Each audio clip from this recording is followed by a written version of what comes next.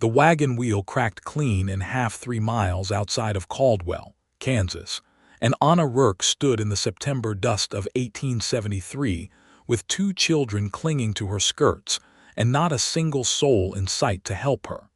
She had been traveling for 11 days.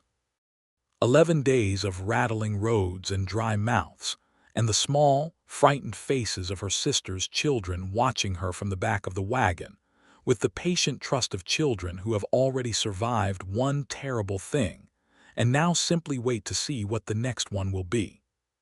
Clara was 7 years old, with her mother's dark hair and her father's serious brow, and Thomas was 4, round-cheeked and prone to clutching Anna's hand so hard she sometimes lost feeling in her fingers. They were not her children by blood's official reckoning, not in the way the world counted such things, but they were hers in every way that mattered since the fever had taken her sister Maggie and her husband James back in Illinois in the spring, one right after the other like 2 candles snuffed by the same wind. Anna had not hesitated, not for a single day, not even when people in the town back home had suggested alternatives with the careful voice people use when they mean to suggest something unkind. She had packed what she could fit in the wagon, sold what she couldn't, and pointed herself west toward the land her late sister and James had already filed a homestead claim on in the Cherokee Strip territory. The land was paid for, the paperwork was in order, and Anna had in her possession a letter from the government office confirming the claim still stood in the name of the Rourke estate, which meant it now stood in her name as the surviving family member. She had been told by the county man back in Illinois that the nearest town of any size was Caldwell, which sat just at the Kansas border, and that from there, she would only need to go another 22 miles southwest to reach the parcel of land where her sister had dreamed of building a life. But now she was standing beside a broken wagon on a prairie road that smelled of dry grass and coming autumn, and the children were looking at her, and Anna Rourke squared her shoulders and thought very carefully about what to do. "Is the wagon very broken?" Clara asked from beside her knee. "It is very broken," Anna said honestly, because she had always believed children deserved the truth. "What will we do?" Clara asked. "We will think," Anna said, "and then we will do something." Thomas, who had not yet fully mastered the art of waiting, began to cry quietly, not the sharp crying of pain but the low, tired crying of a child who has been brave for a very long time and has reached his limit. Anna picked him up without ceremony and settled him on her hip, and he buried his face in her neck, and she stood there in the road looking at the broken wheel and the listing wagon and the 2 horses who had at least remained sensible enough to stop. She had passed a ranch gate about a mile back. She remembered it because there had been a hand-painted board hung above it with the name COVINGTON burned into the wood, and the fence on either side of it had been well-mended, which she had noticed because well-mended fences in the Kansas territory were not as common as one might wish. She did not know anything about the Covington Ranch or the man who ran it. She did not know if she would be welcome. She knew only that it was a mile behind her, that the sun was already past its midday peak, and that she had 2 children, a broken wagon, and no other visible options. "We are going to walk back to that gate we passed," she told Clara, who nodded with the grave acceptance of a child who has learned that things rarely go according to plan, but that forward motion is generally better than standing still. "Can you walk a mile?" "I walked farther than that in Illinois," Clara said with dignity. "You did," Anna agreed, and shifted Thomas more securely onto her hip and began walking. The mile was longer than she remembered, as miles always are when you are walking back the way you came. But the fence was well mended, and the gate was where she had left it, and the dirt road that led from the gate toward the ranch house was rutted but passable. She walked down it with Clara beside her and Thomas gradually falling into the half-sleep of exhausted children, and she had time as she walked to study the land around her. It was good land. Even she, who had grown up in Illinois and knew prairie better than anything else, could see that. The grass was thick and golden with the coming fall, and there was a line of cottonwoods along what must have been a creek bed to the west, and the horizon was so wide and unbroken it made her chest feel strange, as if her ribs were expanding to accommodate something larger than she was used to carrying. The sky was enormous here, bigger than any sky she had known, and the light had that particular quality of late afternoon on the high plains that turned everything. It touched a shade of amber that she had no name for in Illinois, because Illinois had never shown it to her. She heard the hammering before she saw the house. A steady, purposeful sound, the rhythm of a man who knows what he is doing and is not wasting any strikes. The house came into view around a slight rise in the ground, and she stopped walking for just a moment to take it in. It was a solid house, built of timber and what looked like limestone blocks on the lower section, which she knew was common in Kansas, where the limestone lay close to the surface. It had a covered porch running along the front and 2 windows that she could see from where she stood, and a barn behind it that was even larger than the house, which told her something about the man who had built it and what he valued. There was a vegetable garden to one side that had been worked recently, and a chicken coop, and a well with a good stone surround, and off to the east there were cattle, enough of them that she could hear the low, distant sound of them even from here.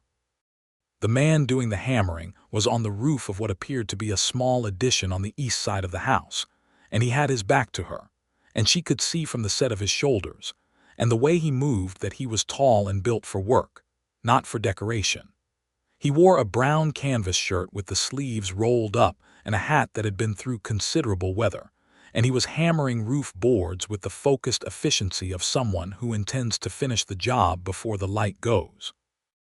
Anna walked up to within reasonable speaking distance and called out, "Hello, the house," which was the proper frontier greeting, the thing you said so a nervous man with a rifle understood you were not sneaking up on him with bad intentions. He turned on the roof, and she got her first look at Abel Covington's face. He was perhaps 30 or 32, with a jaw that suggested stubbornness and dark eyes under the brim of his battered hat that were, in that first moment, purely assessing. Not unkind, not hostile, but the direct and measuring look of a man who lives alone and has learned to read situations quickly.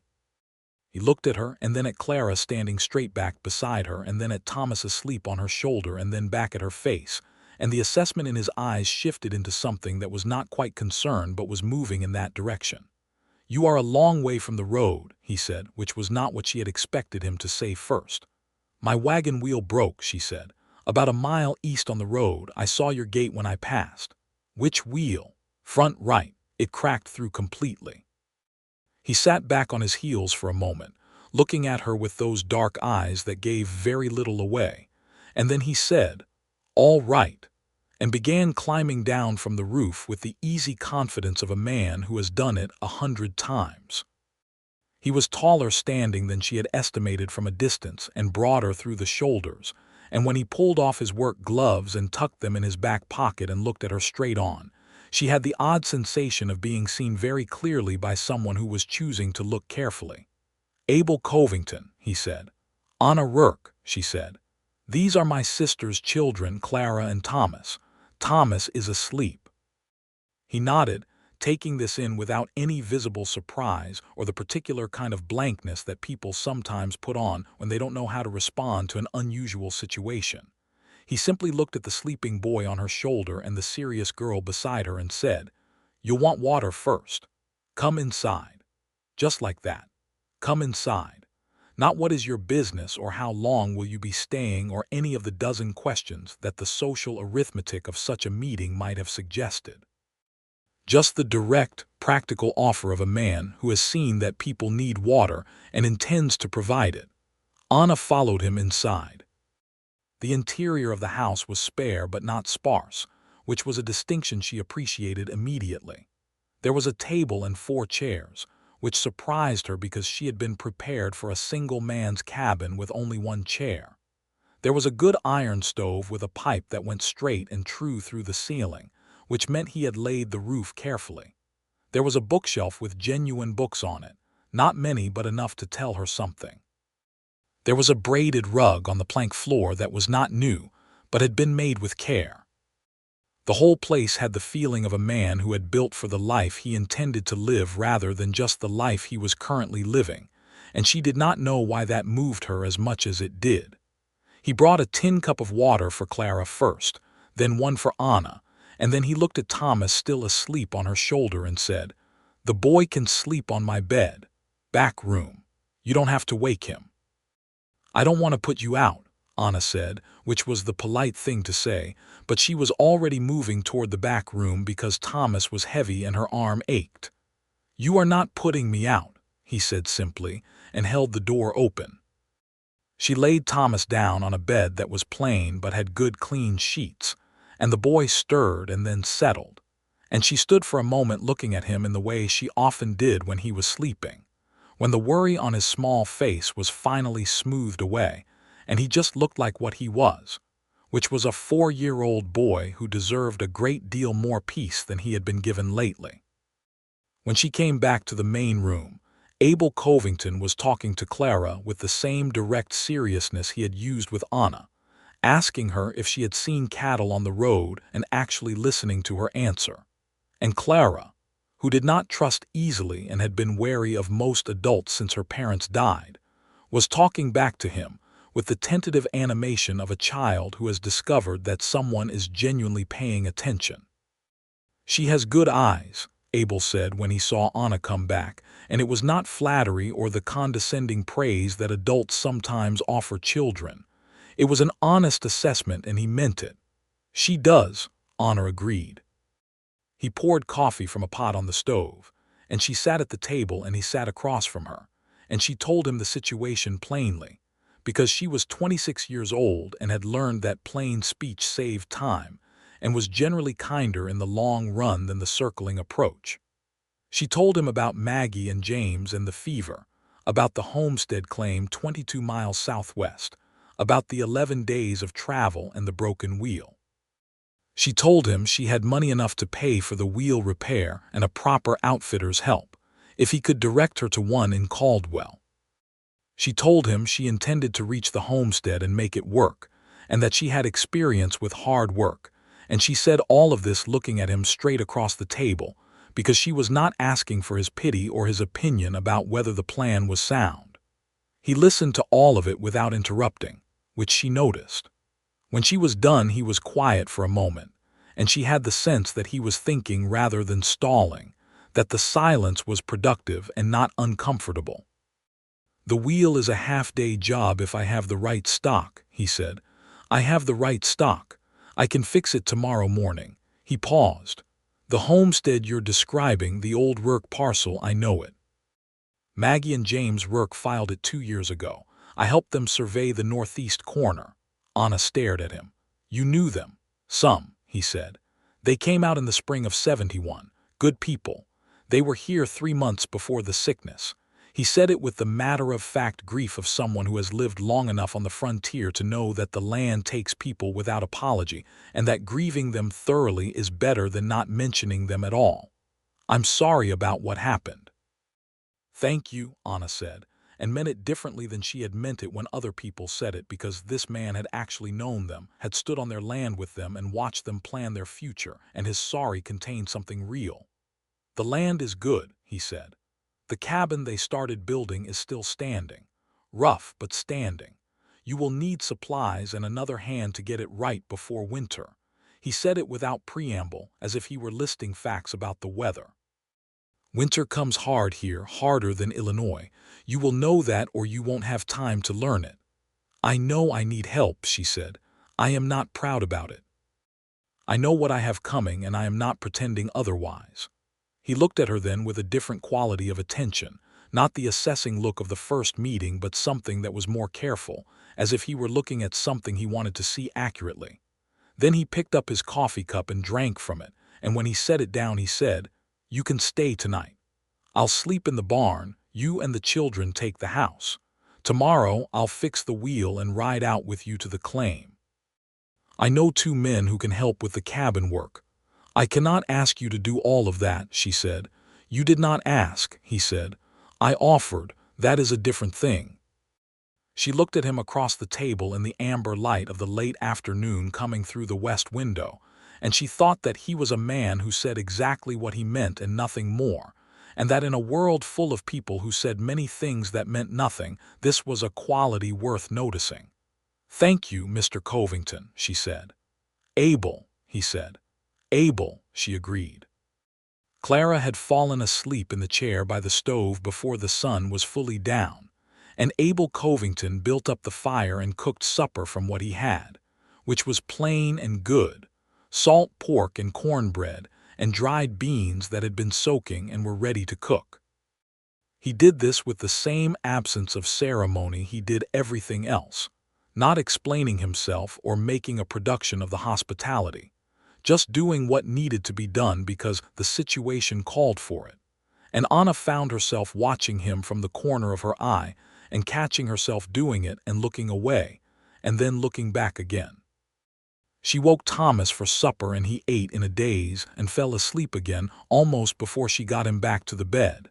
And Clara ate seriously, and then let Anna carry her to the bed as well, where she curled against her brother without waking. And Anna stood in the doorway of that borrowed room for a moment looking at them both in the firelight that came through the cracked door, and felt the particular exhaustion of someone who has been holding everything together with both hands for a very long time, and has only just now found a place solid enough to set some of it down. When she came back to the main room, Abel was sitting at the table with a piece of paper and a pencil, writing something. He looked up when she came in. "List of what the Rourke cabin will need," he said, and slid it across the table to her. She read it. It was detailed and practical and organized in order of urgency, starting with the roof and the chinking of the log walls and working down through the door and window shutters and the well situation and the stove. And at the bottom, in the same plain handwriting, he had written, "Firewood, 3 cords minimum before October." "This is very thorough," she said. "Winter is not theoretical," he said. She sat down across from him, and they went through the list together, and she told him what she had brought in the wagon in terms of supplies and tools, and he told her what could be sourced in Caldwell and what would need to come from Wichita on the supply wagon, and they worked through it with the focused practicality of two people who are both good at thinking through problems. And it was only when the fire had burned down to coals that she realized they had been talking for 2 hours, and that it had been the easiest conversation she had had with another adult in a very long time. "You should sleep," he said, and stood up and took his hat from the hook by the door. "The barn is cold," she said, and felt immediately self-conscious about having said it.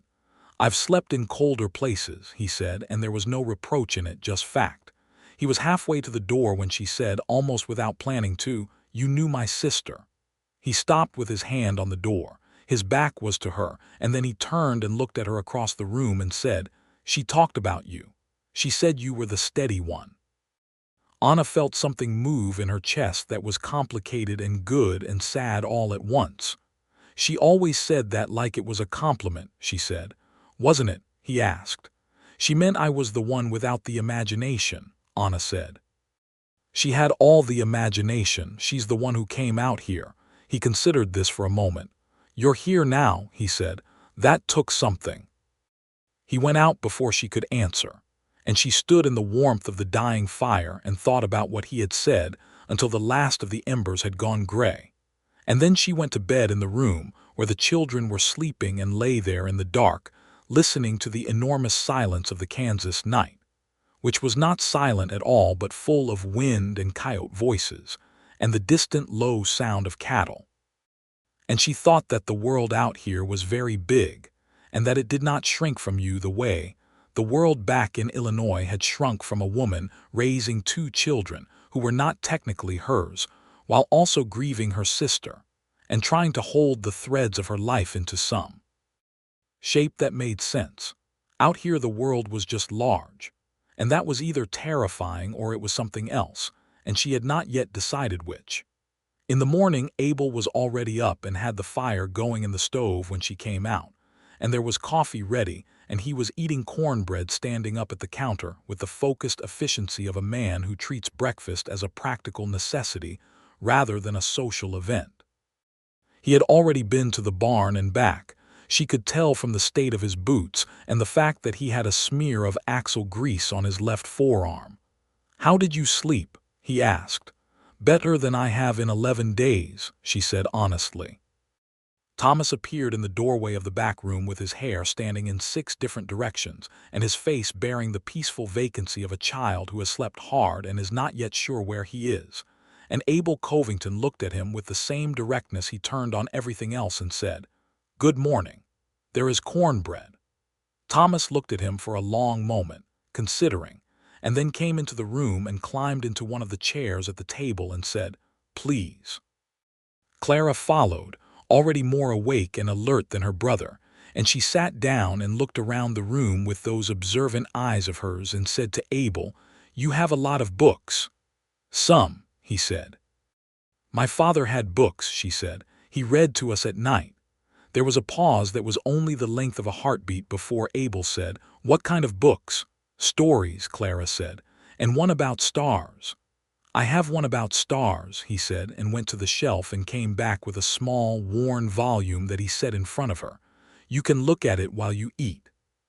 Clara opened it with the careful hands of a child who has been taught to respect books, and Thomas leaned over to look too, and Anna stood by the stove with her coffee cup and watched Abel Covington feed her sister's children cornbread and talk to them about the constellations visible from Kansas as if it were the most natural thing in the world.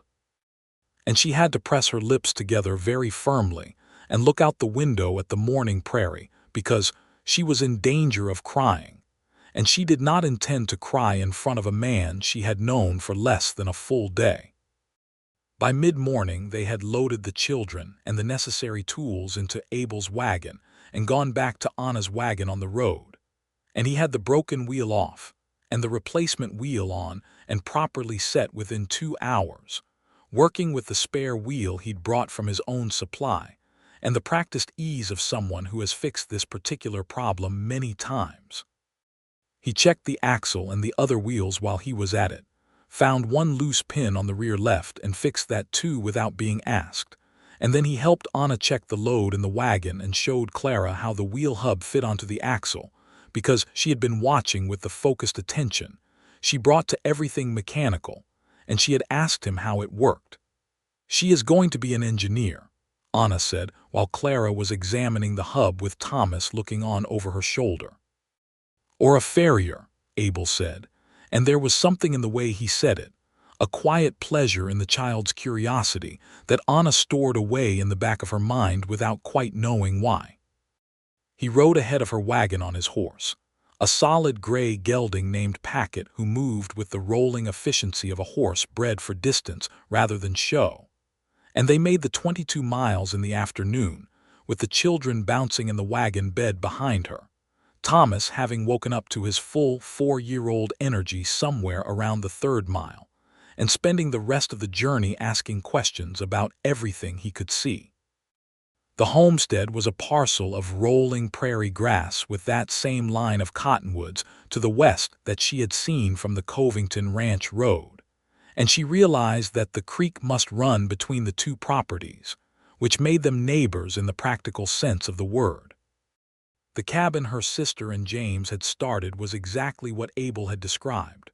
Rough but standing, the logs laid and chinked against the wind, a door that hung slightly off plumb, 2 small window openings without glass or shutters yet, a roof that had been started but not finished. The unfinished section had been covered with oilcloth that had weathered 2 winters and was patched in 3 places with what looked like pieces of old canvas.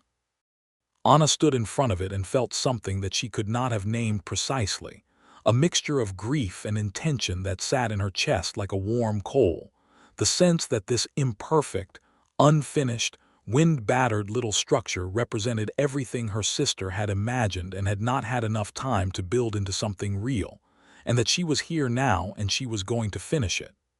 "Maggie chose well," she said quietly. Abel had dismounted and was looking at the cabin with a professional eye, checking the corners of the logs and the way the roof line ran. "She did," he said. "Good slope for water runoff. South-facing door that was deliberate. She knew what she was doing." That surprised her. "She told me she didn't know anything about building." "She didn't when she arrived," he said. "She learned fast." He said it with a simple respect that made Anna's eyes sting again, and she turned away and looked at the land. She walked the parcel while Abel went back over the cabin with a more thorough inspection, and she walked the line of cottonwoods along the creek, and found the water was clean and the bank was not badly undercut. And she found where Maggie had started a kitchen garden plot. The soil turned and left, winter-killed weeds marking the edges. She stood in that turned earth and put her boot down into it, and felt the soil give in the soft, crumbling way of good Kansas sod that has been broken and is ready to work. "I am going to make this good," she said, not to anyone in particular, not loudly, just said it to the turned earth and the cottonwoods and the enormous sky above her because it felt important to say it out loud. Thomas appeared beside her without warning and took her hand in his strong, small grip. "Are we staying here?" he asked. "Yes," she said. "We are staying here." "Is Mr. Abel staying?" She looked back toward the cabin where Abel Covington was on the low roof examining the oilcloth patch with his knife, testing the edges. "He has his own place," she said, "but I think he will help us." "Good," Thomas said, with the absolute certainty of a 4-year-old who has made his mind up about something. Abel had brought 2 men from the area the following morning as he had promised, neighbors of his named Holt Pierce, and a soft-spoken man everyone called Dutch, who had come out from Pennsylvania some years ago, and had the kind of broad-backed steadiness that good builders have. And the 4 of them, Anna included because she was not going to stand and watch when there was work to be done, spent the better part of 4 days completing the cabin roof. Chinking the worst gaps in the walls with a mixture of clay and grass that Dutch had made 100 times, hanging the door properly on good iron hinges that Abel had brought from his own supply, and cutting and fitting wooden shutters for the window openings. Clara and Thomas were underfoot in the best possible way, carrying small loads and handing tools and being generally useful in the way children are when they are allowed to participate rather than being set aside. And Abel Covington, she noticed, always found the task that was just within their capacity when he needed something handed or fetched, treating them as capable people rather than as problems to be managed. By the end of the 4th day, the cabin was sound. It was small, 1 room with a sleeping loft that Dutch had suggested, and Anna and Abel had built together in an afternoon, the 2 of them working on opposite ends of the same board, with the comfortable coordination of people who have worked alongside each other long enough to anticipate the other's movements. The stove was in, and the pipe was true, which Abel checked 3 times because he had seen the damage a bad stovepipe could do to a frontier cabin. There was a door and shutters and a roof that would not let in the rain, and a good stick-and clay chimney that drew well when they lit the first fire in the stove. Holt and Dutch went home on the evening of the 4th day with Anna's genuine thanks and the payment she pressed on them over their protests, and Abel stayed to help her move her supplies in from the wagon, and they worked in the firelight that came through the open door until everything was where it needed to be. Then he stood in the doorway looking at the neat, organized interior of what was now genuinely her home, and she stood beside him and looked at it too. "Maggie would be satisfied," he said. "She would be more than satisfied," Anna said. "She would be talking about curtains already." He looked at her sidelong with something in his eyes that was warm and a little surprised, as if he had not expected humor from her, and then he almost smiled, which she noticed because it was the closest he had come to it in 4 days, and it changed his face in a way that she thought about after he was gone. He came back the next day, and the day after that, and the day after that, and she told herself it was because there was still work to be done, and that was true. There was a great deal of work to do before winter, and she needed the help, and he offered it, and that was the practical reality of frontier life. The way neighbors worked because survival here was too hard to manage entirely alone. She told herself this was a business arrangement, that she was his neighbor and he was being a good neighbor, that it meant nothing beyond the necessities of the situation. She told herself this while she noticed the way he looked at the children, the particular patience he brought to answering Thomas's endless questions, the way he had begun bringing the star book from his shelf when he came because Clara had mentioned missing it. She told herself it while she noticed that he had started leaving the star book on her table because Clara read from it in the evenings. And that one evening when she had come in from the garden, he was sitting at the table reading from it to both children by the lamplight with Thomas on his knee, and Clara beside him pointing at the star charts. And the scene had stopped her in the doorway with her heart doing something undignified against her ribs. She told herself it was practical neighborliness while she cooked and he chopped firewood, while she asked him about the cattle and he told her, while she told him about the garden she planned, and he told her about the frost dates and the creek's reliability in summer, while they sat at her table in the evenings after the children were in the loft, and talked in the low, comfortable way of two people who have nothing to prove to each other, and a great deal of genuine interest in what the other person thinks. He told her about Ohio, where he had grown up the son of a farmer, and how he had come west at 23 with $100, and the specific intention of building something that was his own in a way that the Ohio farm could never be, the farm being his father's and his father's father's, and never quite becoming Abel's no matter how much of himself he put into it. He told her about the first 2 years in Kansas, the hard years, the years of drought and one terrible winter when 3 of his first cattle herd had frozen in a blizzard, and he had spent 2 days in a drift with them, trying to save what he could, and what it had felt like to lose them and decide to stay anyway. She told him about Maggie, not the brief factual version she had given at the table on the first night, but the real version, the long version, the version about a sister who had been her whole world growing up, who had been the bright and fearless one while Anna was the steady one, who had married James Rourke against their mother's opinion, because she loved him completely and had been right to do so, who had written letters to Anna from Kansas that were so vivid and full of life that Anna had sometimes held them up to the light, as if she could see the Kansas sky right through the paper. She told him about reading the last letter, the one that had arrived 3 weeks before the telegraph message about the fever, in which Maggie had written, "I think this land is going to be the best thing that ever happened to us, Anna. The sky here does something to you. It makes you feel like you have always been exactly this small and that it is completely all right." Abel was quiet for a long time after she told him that. Then he said, "She had it right." "She had most things right," Anna said, and her voice was even and she did not cry, and she felt him looking at her with that careful, honest attention he brought to everything that mattered. One evening in mid-October, about 6 weeks after her arrival, he came to the cabin as he sometimes did in the late afternoon, and he had a bundle of something under his arm wrapped in brown paper. He set it on the table without much ceremony, and she unwrapped it to find a set of blue calico curtain panels, not new but clean and carefully folded. She looked at them for a moment and then looked at him. "You said Maggie would have been talking about curtains," he said, and he did not look at all self-conscious about it, which somehow made her feel more self-conscious than if he had. "Where did you get these?" she asked. "Mrs. Holbrook in Caldwell. She sells household goods." She said they were good calico. "They are very good calico," Anna said. She smoothed one panel with her hand and felt the solid, cheerful blue of it and thought of Maggie, and then looked up at Abel Covington standing in her cabin doorway with his hat in his hands and his dark eyes watching her face, and she thought, "I am in trouble." Not the kind of trouble she had been in for the past 6 weeks, which was the practical, solvable trouble of building a life in a new place.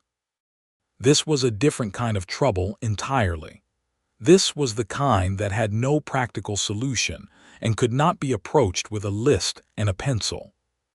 She put the curtains up that evening with Clara holding the other end of the rod and Thomas watching from the table with his chin in his hands, and Abel sat at the table and drank his coffee and watched the proceedings with that almost smile that was becoming less almost and more genuine with every passing week. And when the first curtain was up and the blue calico caught the lamplight and bloomed against the dark window, Clara said with great satisfaction, "Mama Maggie would have loved these." And the room went very quiet with the particular quality of a silence that holds something enormous in it. It was the first time Clara had used that phrase, Mama Maggie, the way children do when they have processed a loss and begun to reorganize it into something their hearts can carry. And Anna reached down and held the top of Clara's head very gently for a moment, and Thomas said, "Are you crying, Aunt Anna?" And she said, "A little," and he slid off the bench and came and put his arms around her waist and squeezed. And over the top of his head she caught Abel Covington's eye and saw something there that was entirely undisguised for the first time, a tenderness so honest and unguarded that it nearly unmade her entirely. He looked away first, which she thought was considerate of him. She thought about it all the next day while she worked, turning it over in her mind with the methodical attention she brought to practical problems, except that this was not a practical problem and thinking about it methodically was not producing anything useful. She thought about it while she worked in the garden, putting in the garlic and the winter onions that would go in the ground now and wait for spring, and she thought about it while she made supper, and while she put the children to bed, and while she sat at the table afterward in the quiet of the full October night. The thing was, she had not come west looking for a man. She had come west for the children, for Maggie's dream, for the land and the clean start and the enormous sky that made you feel exactly as small as you were. She had come west with both hands full and no room in them for anything that was not survival, and the children and the work of building something real. That had been the truth of it. But the truth had been changing, slowly and without her permission, since the first morning when Abel Covington had given Clara a book about stars and talked to Thomas about the cattle with the same seriousness he brought to any real conversation. And she was honest enough with herself, being the steady one, the practical one, to know when the truth had shifted. The question was what to do about it when the man in question was not the sort of man who declared himself easily, who said many things plainly but not, apparently, this one. She was still considering this when there was a knock at her door the following afternoon, which was unusual because Abel generally called out as he came up to the cabin rather than knocking like a stranger. And when she opened the door it was not Abel at all. It was a woman she had not met before, perhaps her own age or a little older, with a capable face and a practical blue dress and a basket on her arm, and she introduced herself as Mrs. Eleanor Stratton from the farm 3 miles north, and said she had been meaning to come and call since she had heard there was a new family on the Rourke claim, and that she had brought a pie. It was a dried apple pie, and it was very good, and Eleanor Stratton turned out to be exactly the kind of company that Anna had not known she was hungry for, the kind of woman who talks plainly and listens when you talk and has opinions about things and doesn't apologize for having them. She had come to Kansas from Missouri 5 years ago with her husband and 2 boys, who were now 12 and 9, and were, she said, somewhat feral but fundamentally good-natured. They sat at the table and drank coffee and ate slices of the pie, and the children ate pie and then went outside because the October afternoon was still warm enough, and Eleanor Stratton said, after about 20 minutes of the kind of preliminary conversation that establishes the basic facts of 2 people's lives, "So you've met Abel Covington." It was not a question, and the way she said it had a quality that was not quite knowing but was interested. "He was very helpful," Anna said. "He helped us get the cabin in order."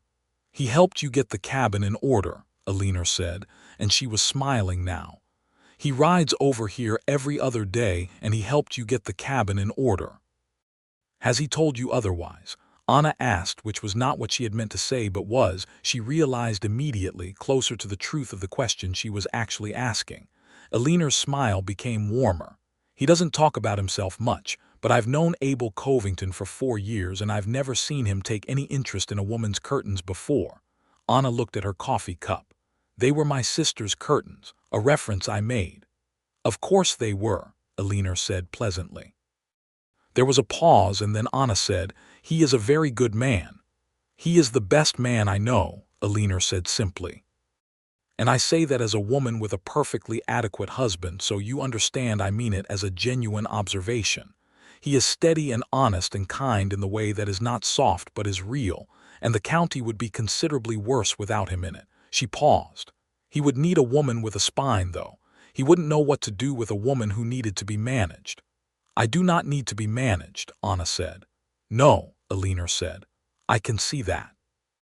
It occurred to Anna, not for the first time, that the frontier West was in some ways more direct than anywhere she had previously lived, that the essential questions of survival here stripped away a great deal of the ornamental conversation that people back east used to keep real things from being said.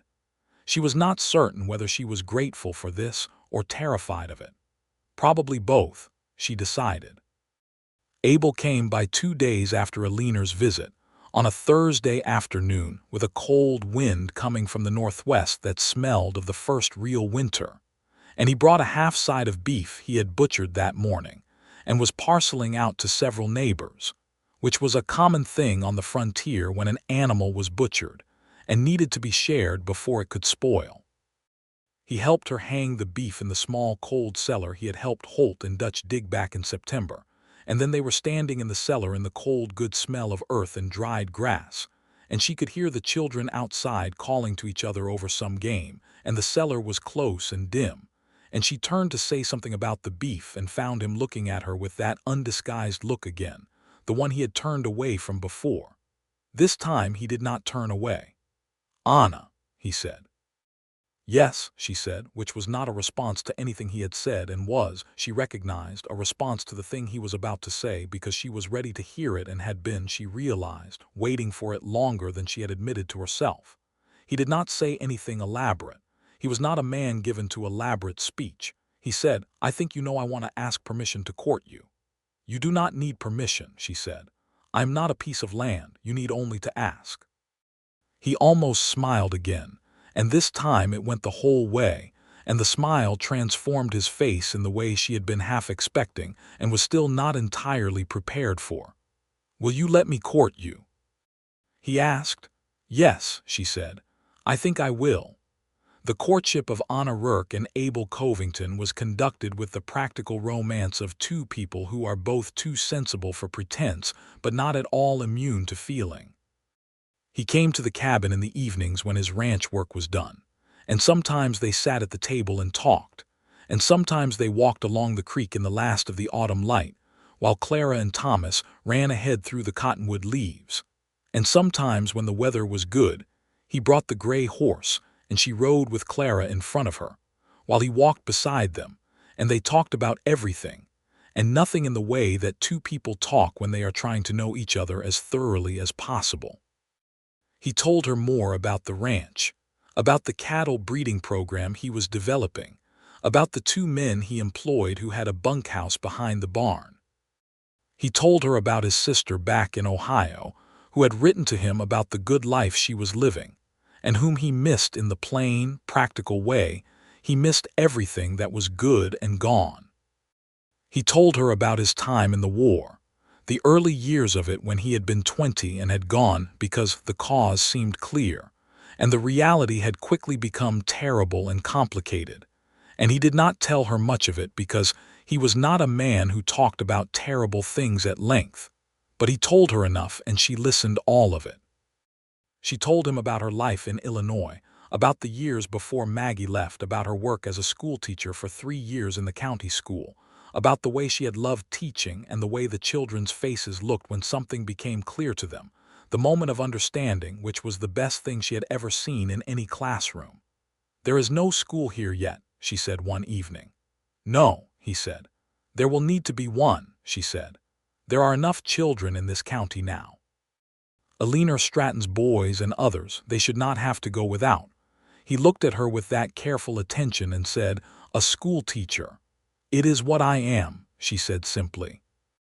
"That is a thing this county needs," he said, and he said it with the certainty of someone who has thought about such things. "Everything is a thing this county needs," she said. "It is a county in the process of becoming something." "That is a way to describe it," he said. November came, and with it the first hard frost and then the first snow, which was not the soft, romantic snow of the east but the horizontal, wind-driven snow of the high plains that comes at you sideways and means absolute business.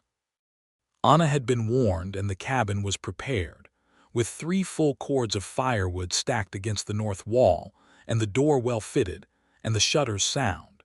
And she navigated the first real plains winter with the methodical competence that was her essential nature, keeping the stove going through the nights, and the children warm, and the daily life of the household functioning with a minimum of drama. She wrote letters to Eleanor Stratt, because Eleanor was only 3 miles away, but 3 miles might as well be 30 in a January blizzard. And Eleanor wrote back, and the letters were full of practical information and dry humor, and the particular companionship of women who have chosen to be honest with each other. In one of Eleanor's letters she wrote, "My husband says Abel Covington rode out in the blizzard on Tuesday just to make sure your chimney smoke was visible from the road, and I told him that was either extremely practical or extremely romantic, and he said, knowing Abel, probably both." Anna read this letter in the lamplight with the children asleep in the loft and the wind pressing against the shutters like a hand testing the seal, and she thought, probably both is about right. He came when the weather permitted, which through December and January was perhaps twice a week, and sometimes he could not stay long because of the animals and the work at his own place, but he always came with something practical, more firewood, a brace of rabbits, once a crock of butter from the milk cow he had acquired in the fall. He sat at her table and drank her coffee and talked to her and the children with the warmth that was becoming, through the accumulation of these ordinary visits, the texture of their daily life. Thomas adored him with the wholehearted devotion that 4-year-old boys sometimes develop for a man who talks to them like a person. Clara's regard was more considered and therefore more meaningful, because Clara did not give her regard easily. But by December she had begun saving things to tell him, observations and questions about the stars and the cattle, and the way the snow changed the prairie. And when he came, she would go through them with the focused concentration of a child delivering a report to someone whose opinion she values. One February evening, when the temperature had dropped to the kind of cold that makes the air smell like iron, he came in from checking her woodpile and sat down at the table and said, without any preamble at all, "I want to marry you. I have been wanting to ask since November, and I have been telling myself to wait a decent time. But the decent time seems to keep extending, and I am not sure what I am waiting for." She had her hands around her coffee cup, and she felt the heat of it in her palms, and she looked at him across the table, at his straightforward, honest face and the dark eyes that said what they meant, and she thought about all the ways a person can be sensible and practical and measured, and then she set her coffee cup down and said, "I love you, Abel Covington. I have been in love with you since the curtains, and I have been waiting for you to say this since November, and I would very much like to marry you."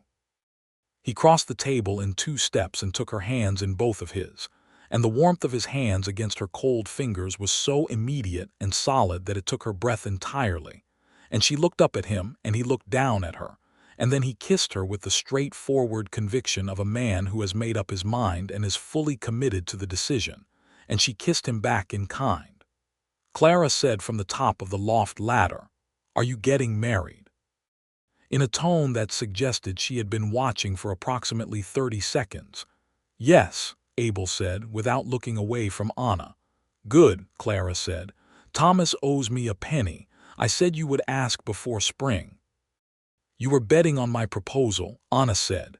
"Thomas said you would ask in spring," Clara said with great dignity, climbing down the ladder. "I said winter. I was correct." Thomas appeared at the top of the ladder with the devastated look of a child who has just lost a coin. "I don't have a penny," he said. "You owe me a penny," Clara said firmly. "You can pay when you have one." Abel was laughing, fully laughing, the kind that comes from somewhere genuine, and Anna thought that it was the best sound she had heard in a very long time, and that this was her life now, these children and this man and this cabin in this enormous sky, and that Maggie had known something about this land that she had tried to tell her in those letters, the thing about being small and it being all right. She understood it now. She understood it completely. They were married in March of 1874 in the church at Caldwell, which was a new and spare building but served, and the Reverend brought out from Wichita for the monthly service was a practical man named Gaines who married them with efficiency and genuine warmth. Eleanor and her husband attended, and Holt Pierce and Dutch and several other neighbors, and the children stood beside Anna in the first good clothes she had made them from the blue calico, because there had been enough for both curtains and 2 children's garments, and Thomas managed to stand still for the duration of the ceremony through what appeared to be a heroic act of personal will. After the ceremony and the dinner that Eleanor had organized with several other women from the area, a real dinner with a proper tablecloth and 3 kinds of pie, Abel took Anna's hand as they walked out of the church into the clear, cold March afternoon, and she looked up at the sky, which was the particular brilliant blue of early spring on the plains, the kind of blue that looks polished, and she thought, "Here we are. Here we are," she said out loud. He looked at her. "Here we are," he agreed. The question of where they would live was one they had discussed through the winter letters and the evening conversations, turning it over with the practical care they brought to everything. And the solution they had arrived at was also practical and felt, to both of them, completely right. The Covington Ranch was the larger and more established property, better suited for a family's long-term needs, with the barn and the well and the considerable infrastructure that Abel had spent 7 years building. The Rourke homestead, as Anna's parcel was still called in the county records, would be part of the same combined holding, the land adjacent and already fenced together in the east pasture. What the Covington house did not have was enough room for a family.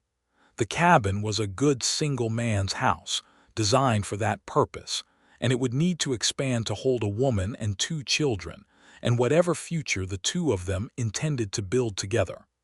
Abel had been aware of this problem since November and had spent the winter planning.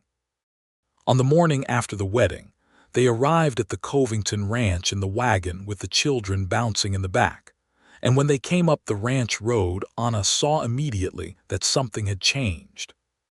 There were stacks of prepared lumber on the east side of the house, milled timber in clean yellow planks stacked and ready, and good limestone blocks cut and waiting, and all the material evidence of a building project that had been planned to the last detail. "Abel," she said, "I have been cutting and preparing since December," he said. "I want to start the additions this week." "How many rooms?" she asked. 2, he said. "One for the children. One that can be a library or a schoolroom, or whatever you need it to be."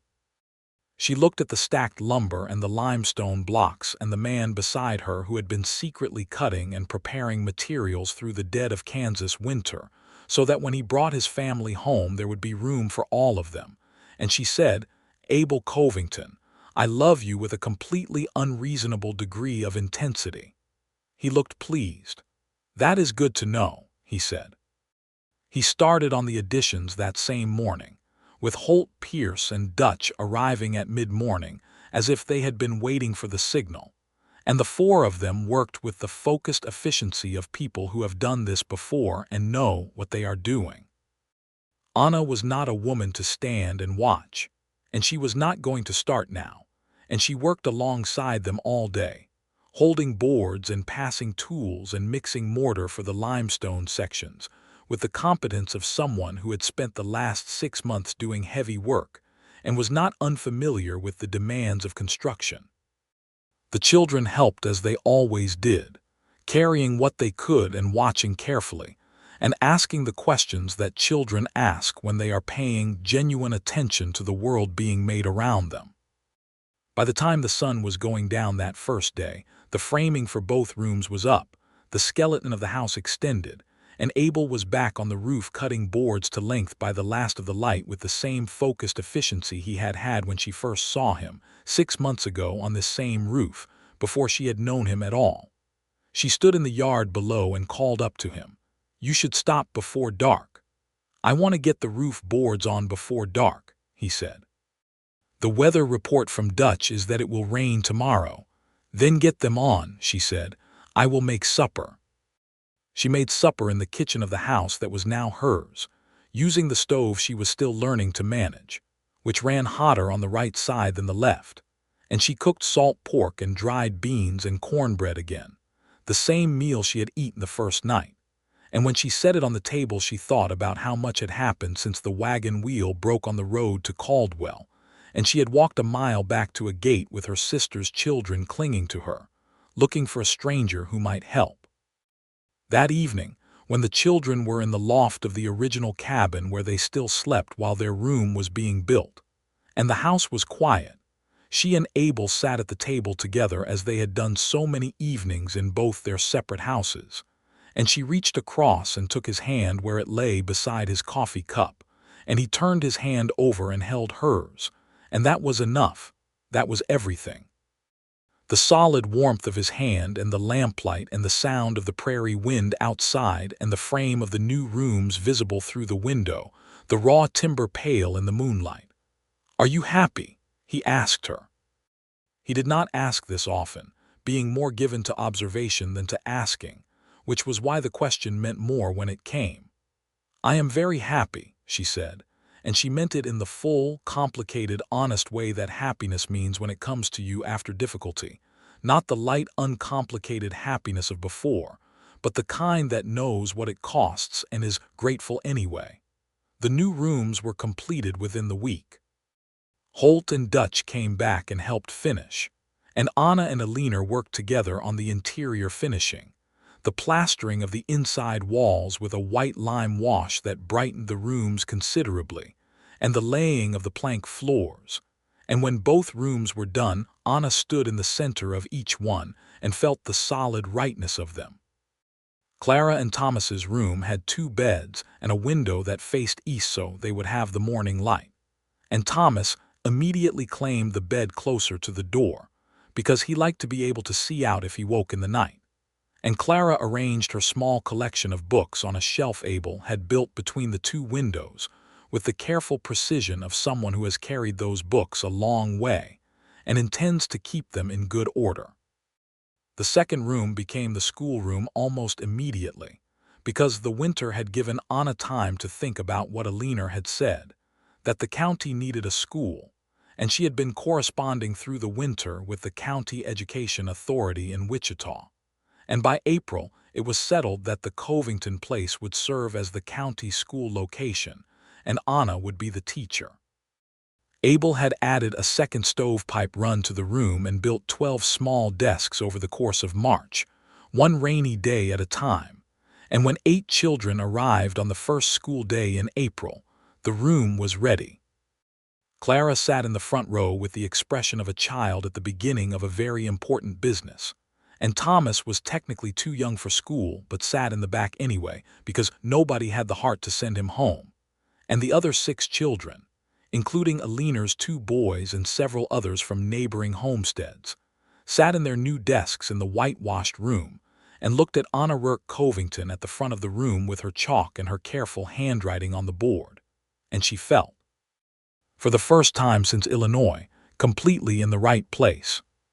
Spring moved into summer with the quick intensity of the Kansas plains, the grass going from winter pale to astonishing green in what seemed like a matter of days, and the creek running high with snowmelt from the north, and the morning smelling of something that had no name but was the smell of the world producing itself again after the cold. The garden went in, much larger now because Anna had planned it through the winter with the methodical thoroughness she applied to everything, and she grew more in the first season than she had expected, the Kansas soil repaying the effort with the generosity of good land that has been properly attended. She and Abel had their first real argument in May over the best use of the south pasture, which she thought should be put into hay for winter feed, and which he wanted to keep in grazing rotation. And they argued it with the direct heat of two people who both have strong opinions and are not afraid of saying them. And they sat at the table with the grazing books and the hay estimates and argued it through, until they had found the middle course that was actually better than either of their original positions. And afterward Abel said, "You were mostly right about the hay," and she said, "You were mostly right about the rotation timing," and they shook hands on it with the mock formality they had developed for such resolutions, which made the children laugh every time. She loved arguing with him. She loved that he never backed down to avoid the discomfort of disagreement and never expected her to, and that when they disagreed it was always about the thing itself and never about power, never about who had the authority to decide, just two people trying to think through the right answer together. She loved the respect in it. The summer brought visitors to the county, as summer always brought to Kansas, the homesteaders coming from the east with their loaded wagons and their ideas about what the west would give them. And some of them stopped at the Covington place, because word had gotten around that there was a school and a decent well, and a woman who could answer practical questions about what to plant and how to build. And Anna talked to all of them from the porch, with the frank generosity of someone who remembers what it was to arrive with 2 children and a broken wagon and know nobody. She told them about the winter and the frost dates and the hay situation and the good and bad of the Caldwell suppliers. She told them about the creek and the soil type and the community of neighbors who helped each other, because there was no other way to survive here. She told them to mend their fences before anything else and to put in their root cellars before October and to not underestimate the wind. One July afternoon, a family came through who reminded her so sharply of herself 6 months ago that she felt it like a physical thing. A woman of about 30 with a quiet, watchful face and 3 children, and a husband who had been sick on the road and was not fully recovered, in a wagon that had made it this far on faith and not much else. She brought them in without consulting Abel, because she knew she did not need to consult him, and set them up in the barn with clean straw and her own spare blankets and made them a meal from the garden and the smokehouse. And Abel came in from the east pasture and took one look at the situation and said, "How long do they need?" And she said, "A week at least, maybe 2, and he said, "All right," and went to check on the husband, who was indeed a sick man and needed the rest. The family, whose name was Haverson, stayed 10 days, and the husband recovered on good food and rest. And the wife, whose name was Berta and who was Norwegian by birth and spoke English with an accent that shaped the language into something musical, spent those 10 days helping Anna in the garden and talking with her in the kitchen in the manner of 2 women who are exchanging everything useful they know about the world as fast as they can manage. And when they left, Berta held Anna's hands and said something in Norwegian that Anna did not understand, but that made Berta's eyes bright, and then translated it. "May what you have built here be equal to what you deserve." "And you," Anna said. She watched their wagon go down the road until it was a small brown shape against the grass and then gone, and she stood there for a moment in the summer morning with her hands smelling of bread and garden earth, and she thought about the strange abundance of this life that she had not planned but had walked into through a broken wagon wheel and a gate with a well-mended fence. In late August, she knew she was carrying a child. She told Abel on a Sunday morning, sitting on the porch before the children were up, in the gold light that came over the prairie at that hour, and she said it plainly and directly as she said everything. And he looked at her with an expression she had not seen before on his face, something so open and unguarded that it was almost startling, the expression of a man in the full grip of a feeling that is too big for his usual composure. He said, "Anna," and then stopped, and then said, "That is the best news I have heard in my life," with the absolute simplicity of a man who means exactly what he says. She leaned her head against his shoulder and he put his arm around her, and they sat on the porch together in the August light watching the prairie and the sky. And after a while, Thomas came out in his nightshirt and climbed between them because he always wanted to be in the middle of things, and Abel's arm accommodated him without adjustment, because by now Thomas fit there as naturally as if the space had been built for him, which in every way that mattered it had. She told Clara later that morning, privately, woman to woman, as she was beginning to think of it, because Clara at 7 had a seriousness that warranted the respect. Clara sat with this information for a moment and then said, "Will it be a boy?" "I don't know," Anna said. "I would like it to be a boy," Clara said. "Thomas needs a brother. He requires more activity than I have available for him." Anna laughed, a full genuine laugh, and said, "I will see what I can do." It was a boy. He arrived in March of 1875, on a night when the last of the winter was releasing its grip, and the air had that specific raw softness that precedes the real spring, and he came with the emphatic attitude of a person who has been waiting long enough and intends to make his presence felt. Eleanor Stratton was there as midwife. She had delivered half the babies in the county and knew what she was doing, and Abel was in the main room with the children, and when Eleanor brought the baby out and put him in Abel's arms, Anna heard Abel say something very quietly that she could not quite make out through the door, and then she heard Thomas say, "Is it a brother?" And Eleanor called back, "It is very much a brother," and Thomas made a sound of pure triumph that she thought probably carried to the creek. They named him James Maggie in their hearts, and James on the certificate, and Maggie in the middle that became his secret name, the private name that the family used for him when there was no official need for the formal one, because he was named for two people who had come west with a dream and not had enough time to live it out, and the name was a promise that someone was living it now, that the dream had not stopped just because the dreamers had. James was loud and definite and interested in everything from his first wakeful moments, and Thomas took the responsibilities of brotherhood with a seriousness that surprised everyone and a competence that surprised no one who knew him. And Clara read to him from the star book when he was old enough to follow the pictures, her voice serious and careful as she traced the constellations with her finger and explained the stories attached to each one. The school grew that second year, 12 students and then 15 and then 20. Children from homesteads as far as 8 miles out coming in on horseback or in wagons on the school days. And Anna taught reading and arithmetic and geography and history, with the focused passion of someone who believes genuinely that the mind is the most important land any person holds, and that tending it is the most important work there is. She taught the children about the world as it was and as it had been, and she taught them honestly, including the parts that were uncomfortable, the realities of the land they were on, and what had come before them here and who had been here when the first settlers arrived, and what that history meant and cost. She taught them this because she believed they should know it, because the land they were growing up on had a story older than their parents' wagons, and because she thought the worst thing you could do to children who were going to build a future here was to give them a false foundation for it. Some of the parents were uncomfortable with this, and one man came to the school in the fall of 1875 and told her she was teaching his children things they didn't need to know.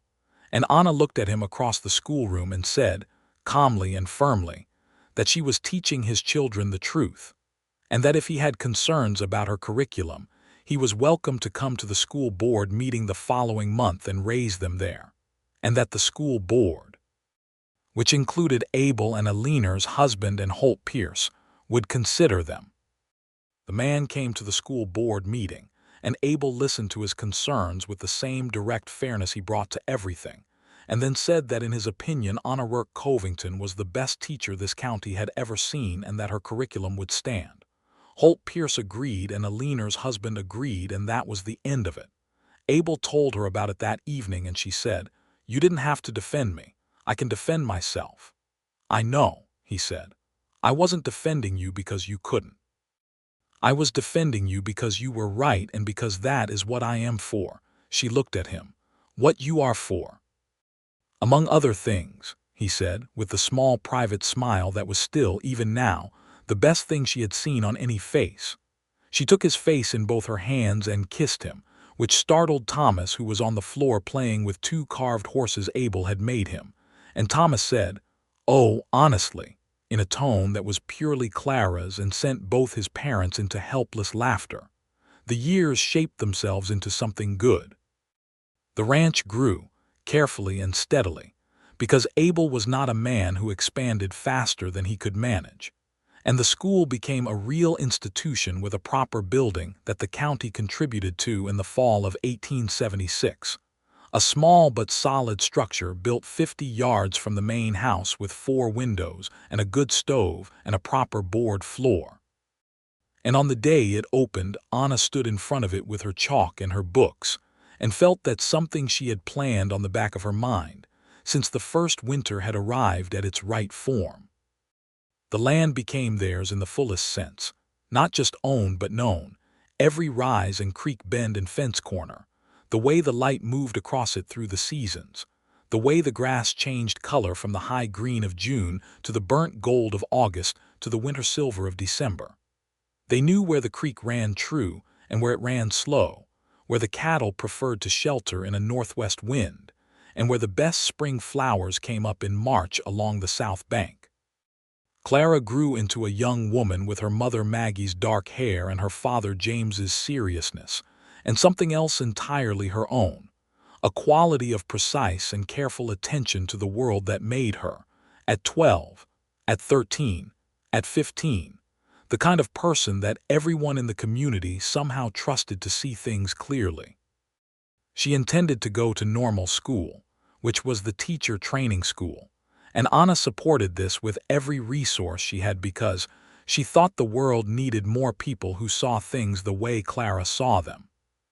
Thomas grew into a boy and then a young man who was, as Clara had always known, entirely too energetic for conventional confinement, but who had inherited his father James's deep goodness and his mother Maggie's fearlessness, and who was, by the time he was 15, the best rider in the county and the person everyone called when something needed to be done quickly and without hesitation.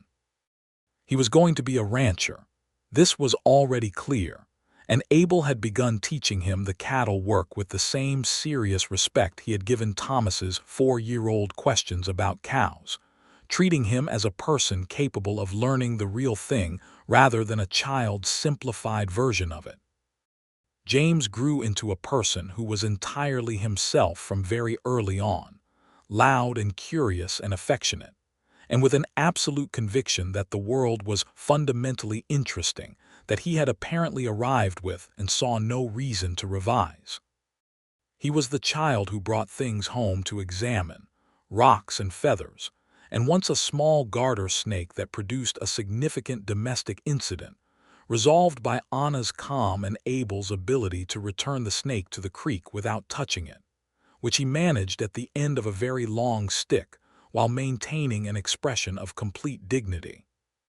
In the fall of 1877, Anna discovered she was carrying again, her second with Abel, and told him on the porch in the October evening with the smell of wood smoke coming from the cabin chimney and the enormous sky going from gold to purple. And he put his hands on either side of her face very gently and kissed her forehead and then her mouth, and said nothing at all because nothing needed to be said. This one was a girl, born in June of 1878 when the prairie was at its most extravagant, the wildflowers running along the creek banks in yellows and purples, and the cottonwoods in their full summer voice. They named her Eleanor Margaret, Eleanor for the woman who had been the first real friend of Anna's life in Kansas, and Margaret for Maggie, and they called her Ellie from the start because it suited her, which it did absolutely, because she was a sunny and sociable creature who wanted to be wherever the most people were, and who laughed at things from a very early age with the uninhibited delight of someone who has decided that the world is primarily funny. Eleanor Stratton came to visit the day after Ellie arrived and held her with the practiced ease of someone who has held many babies, and looked at her small pink face and said, "She looks like Maggie." Anna, who was sitting up in bed with the excellent posture of a woman who refuses to be incapacitated, said, "Does she?" "Around the eyes," Eleanor said. "That particular look of having already decided she knows what she thinks." Anna smiled. "Then she is going to be trouble," she said. "The best kind," Eleanor said. By 1879, the Covington place was a proper family ranch with a house that had grown to accommodate 8 rooms. The original cabin transformed by the additions and expansions of 6 years into something that still showed its bones but was now spacious and well-fitted, full of the accumulated evidence of a family's life. The star books on the shelf alongside many others, curtains in the windows that had been replaced twice as the blue calico wore out, but were always blue because Anna liked the color and had decided she was allowed to like things consistently. Clara's school compositions and Thomas's collection of arrowheads found along the creek bank and James's rock collection organized by type with the labels he had made himself, and Ellie's drawings pinned to the wall in the kitchen where the light was good. The school had 40 students now and a second teacher, a young woman named Miss Parrish from Missouri, who had answered Anna's advertisement with a letter so intelligent and direct that Anna had hired her by return post. And together, they taught the children of the growing county with the combined conviction that knowledge was the most important thing they could give away. One October afternoon, Anna stood at the school window watching the children at their noon recess, Clara's youngest students running between the older ones in the patterns that children make when they play together. And Abel came up behind her and stood there, and she could feel him without turning around, the familiar presence of him, the solidity of him that had been the ground under her feet for 6 years now. "Do you remember," she said without turning, "that I walked a mile back down that road with the children because the wheel broke?" "I remember," he said. "I thought I was coming to ask a stranger for help fixing a wagon." "And what were you doing?" he asked. She turned and looked at him in the October light, which was the same amber light she had stood in on his porch on the first afternoon, the light that had no name in Illinois because Illinois had never shown it to her. He looked back at her with the dark eyes that said what they meant, and the lines around them now that 6 hard and beautiful years had laid there, and the familiar, beloved set of his face that she knew as well as her own hands. "Coming home," she said. He put his arm around her and she leaned against him, and they stood at the school window watching the children of the county run and shout in the October afternoon, their children among them, Thomas trying to organize a game that everyone was playing differently, and James conducting a private scientific investigation of an anthill at the fence line, and Ellie, at the center of a group of girls, conducting some important social negotiation, with the focused diplomacy she had shown from the beginning. The school bell rang for the afternoon session, and the children poured back inside, and Anna and Abel stayed at the window for one more moment before she straightened and went back to her students, and he went back to the ranch work. And it was just a moment, just a breath of time in the middle of an ordinary October day, but it held everything in it. The broken wheel and the walked mile and the come inside, and the curtains, and the 2 new rooms built before dark, and the long table with the children, and the long years with their arguments and their seasons and their good work and their real love. All of it there in that one moment of standing together in the amber light with the enormous Kansas sky above them and the children's voices inside. The Cherokee Strip country did not become gentle or forgiving in those years. The winters remained hard and the summers could be brutal, and the work was never finished, and the land asked everything of the people who stayed on it. There were difficult seasons and difficult years. A drought year in 1878 that cut the hay yield by half and required the kind of careful management that kept you awake 3 nights running working through the numbers. And a winter storm in 1879 that came so fast and hard that Abel and Thomas spent one night in the barn with the cattle, because the animals could not be left, and came in at dawn gray with cold and ate everything on the breakfast table without speaking. There was a year when the grasshoppers came through the county in the way they sometimes did on the plains, a biblical moving darkness that stripped fields in hours, and the Covington place lost the corn entirely and half the garden. And Anna sat at the table that evening after the children were in bed and looked at the accounts and thought through it very carefully, and then looked at Abel and said, "We will manage it." And he said, "Yes," and they did. None of this was gentle, and none of it was easy, and she would not have changed any of it. Clara left for normal school in the fall of 1880, at 15, which was the right age for the program and which she had been preparing for since the day she had sat at Anna's school desk, and decided that teaching was what she intended to do with her life. The morning she left, Anna walked her to the wagon and held her by both hands and looked at her, this child who had been 7 years old and clinging to her skirts in a broken road 3 miles outside of Caldwell, and said, "You are exactly who your mother would have hoped for." Clara's eyes filled, which was unusual for her, and she said, "I remember her. I remember the way she laughed." "She laughed exactly like you do," Anna said. "That particular surprised laugh, when something is funnier than you expected." Clara laughed then, surprised and a little tearful, and Anna pulled her in and held her hard. And then Clara climbed up onto the wagon beside Dutch, who was driving her to the stage, and they went down the road. And Thomas stood beside Anna watching them go with his hands in his pockets and his jaw set. Because Thomas did not cry, but he had all the feelings that crying would express. And Anna put her arm around his shoulders, and they stood there together until the wagon was gone. "She is going to be fine," Thomas said. "She is going to be more than fine," Anna agreed. Thomas went back to the barn, and Anna stood for another moment at the gate looking down the empty road.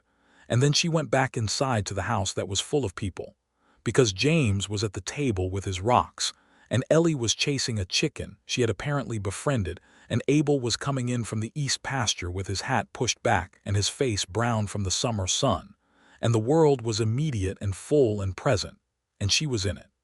In the years that followed, the family found its shape. Thomas grew into his full self on the ranch, capable and sure and good in the way that people are when they have been respected from their earliest years, and he had a quiet seriousness with the cattle that was Abel's influence, and a stubborn cheerfulness with people that was all his own. He married a girl from a neighboring claim named Rose Haverson, which made Anna laugh with the particular pleasure of a full circle, because Rose was the oldest daughter of Berta and her husband, who had stopped at the Covington place sick and tired in the summer of 1874, and stayed 10 days and left changed. Berta Haverson cried when she found out, happy tears, real ones, standing in Anna's kitchen with her hands in the bread dough, and saying something in Norwegian that she then translated as, "The world has a sense of story after all." Clara came home from normal school in possession of herself in new ways, steadier and more certain of her own mind, and she taught for 2 years in a school in Caldwell, and then came back to the county school because, she said, this was where she belonged. She taught beside Anna for 3 years, and then, when Anna stepped back from the daily teaching to manage the growing complexity of a ranch household with 5 people in it, and a 6th on the way, Clara took over the school with the complete competence of someone who has been preparing for it her entire life. James was 16 when Anna's 3rd child was born, a boy again, who arrived in the winter of 1882 and was named William and called Will almost from the first breath, because he looked like a Will, Abel said, and everyone agreed.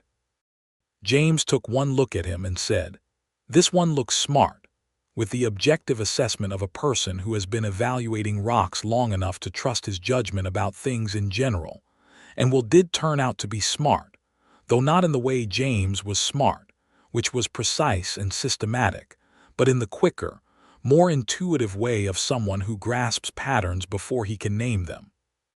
The school photograph from 1884 shows the family in front of the original cabin, which still stood and had been turned into a proper schoolhouse annex, with Abel on one end and Anna on the other, and the children between them.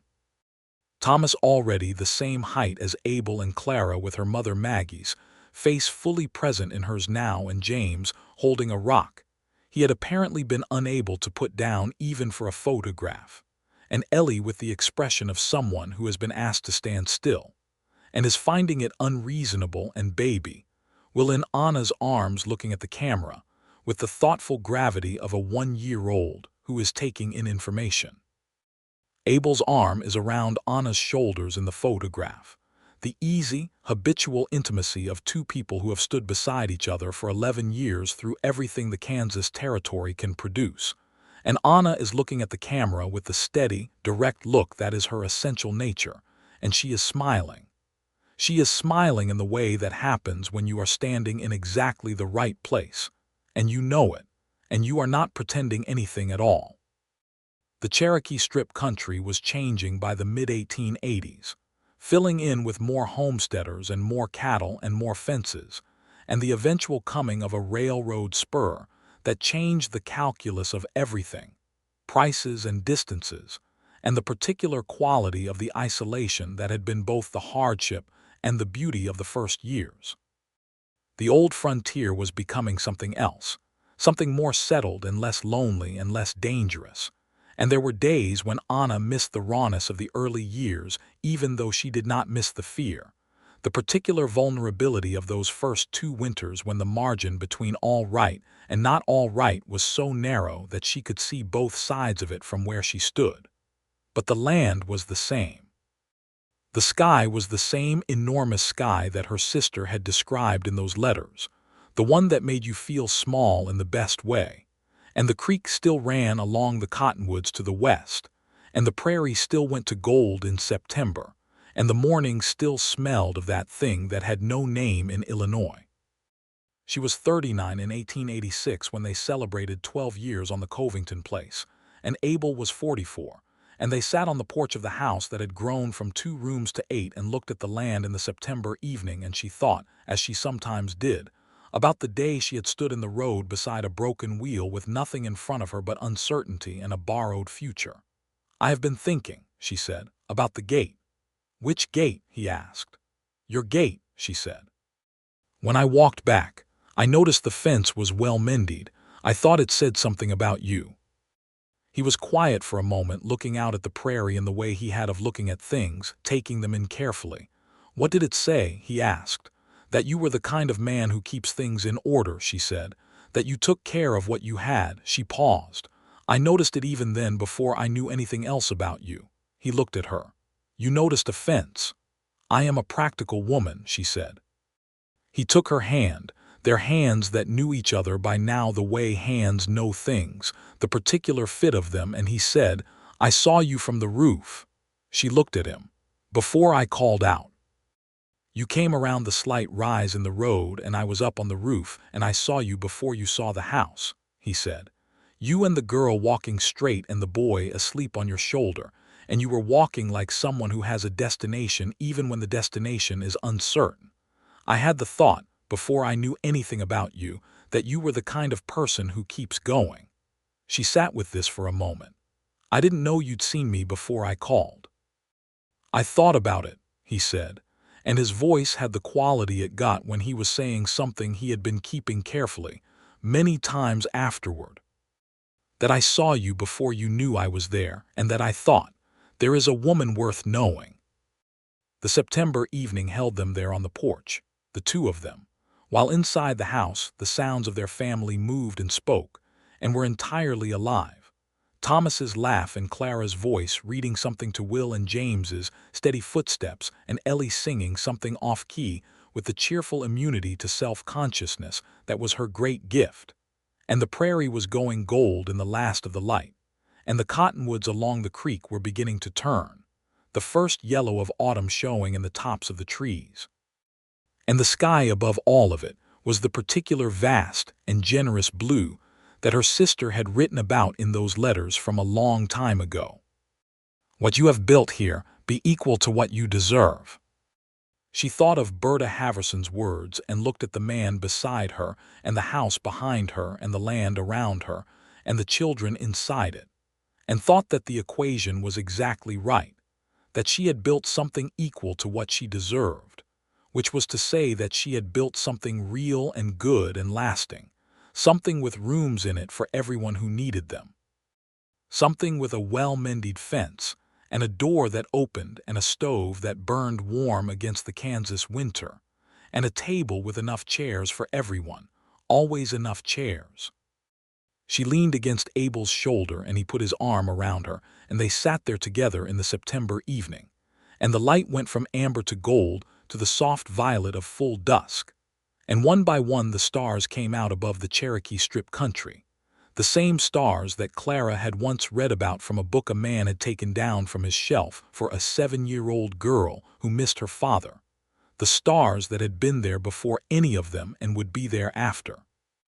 The steady, unchanging lights that you could navigate by if you knew how to read them and were willing to keep your eyes on the sky. They sat there until the first proper dark came and the coyotes started their conversation somewhere out in the grass, and the lights in the house windows were the only warm thing between them and the enormous night. And it was enough. It was more than enough. It was everything a life could hold when it was properly made.